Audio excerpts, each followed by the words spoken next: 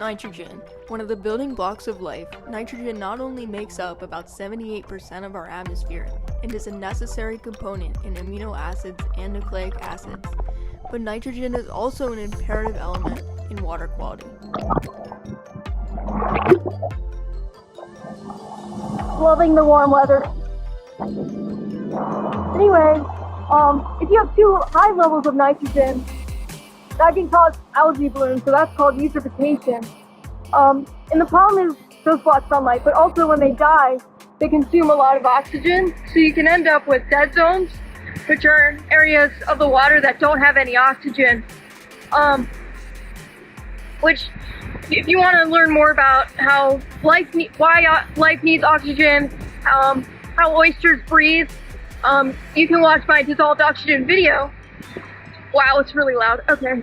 You can also have too low levels of nitrogen. And as I mentioned earlier, nitrogen is really, really important for life. So we need it for DNA, we need it for proteins, we need it for, or plants need it for chlorophyll. So you also can't have too little nitrogen. So it's a really important kind of element of water quality to track. So you see it in a lot of water quality reports. But also, let's talk about nitrogen structure.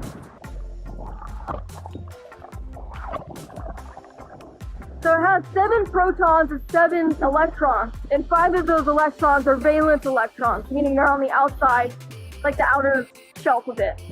And those 5 valence electrons allow nitrogen to exist as dinitrogen in the atmosphere, N2. It's 2 nitrogens bound by 3 covalent bonds between them.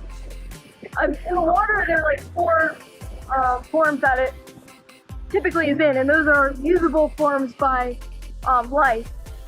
The 2 that I measure are concentrations of nitrite and nitrate. So nitrite is NO2, and that oxidizes into nitrate, which is NO3. And that's kind of the second part of a process called nitrification, which I'll mention more later. But the other forms of nitrogen in water are ammonia and ammonium, which I'll mention those later as well.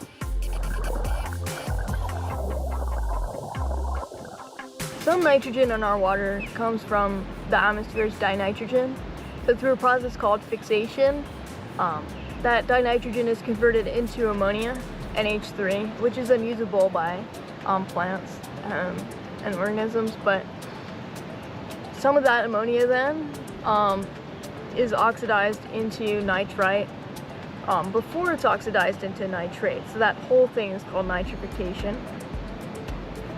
And fixation and nitrification are part of the nitrogen cycle. So that's how, in like a perfect world with no pollution, that's the way that nitrogen would be converted into usable forms for marine life.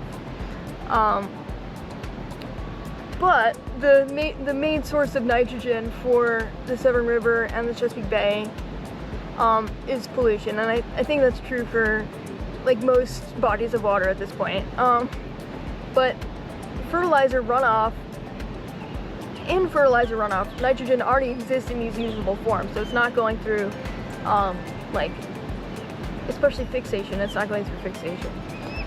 Chesapeake Bay's watershed includes 6 states, but those states include farms in Maryland and Pennsylvania and Virginia who use manure, who use fertilizer, and all that they use flows into the Chesapeake Bay. And in Maryland, some of that flows into the Severn River.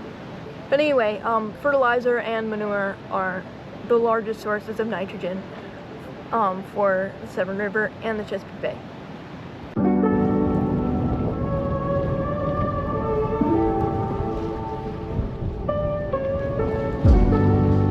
TV timeout for this osprey. And she flies away when I turn around, so I gotta get her like this. She's on her nest.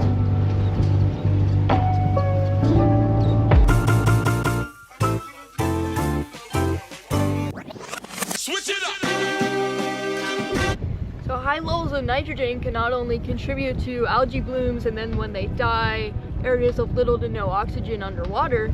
But according to this article specifically for bivalves, high levels of nitrogen can not only contribute to oxidative stress, but also harm their metabolic rate, as in slow it down, and harm their osmotic balance. Yet, one of the things that many people know about oysters is that they filter the water, and that includes particles that include nitrogen in them, as well as nitrogen itself in the water. So while oysters are impacted by very high levels of nitrogen in a negative way, oysters can positively affect the levels of nitrogen in the water.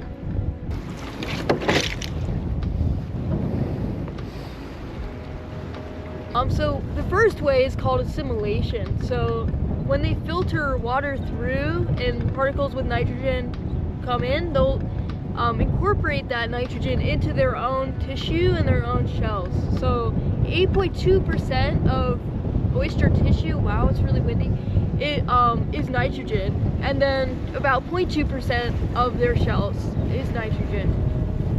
And when those oysters are harvested, that's called bioextraction of nitrogen.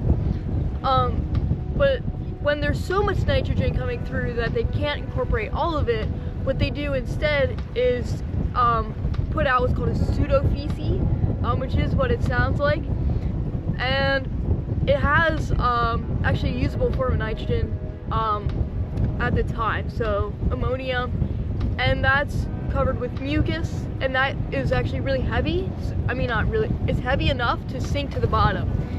So that can sit on the top of sediment at the bottom of our river or bay, and then from there a process called denitrification can occur, where that's converted to dinitrogen, which is gas nitrogen, which is no longer affecting water quality at that point.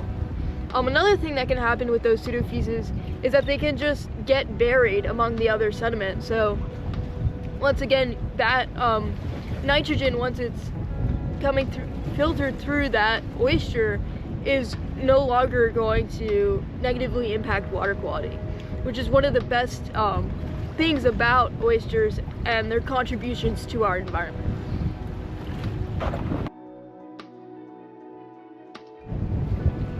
As far as the Severn River goes, especially Brown Bay, nitrogen levels have been okay. Like today, they're 0.07 milligrams per liter of nitrite, which is great, I would say, and 0.13 milligrams per liter of nitrate, which is a little less great.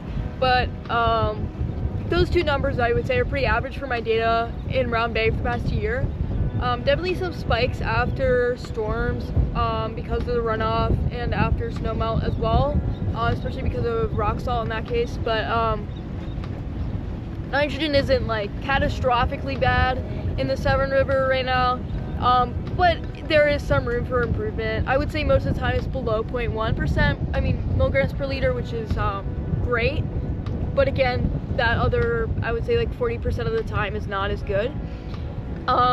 You can always test your own nitrogen in wherever you live, in any body of water. I just use like a kit for like tanks, like aquarium tanks off of Amazon.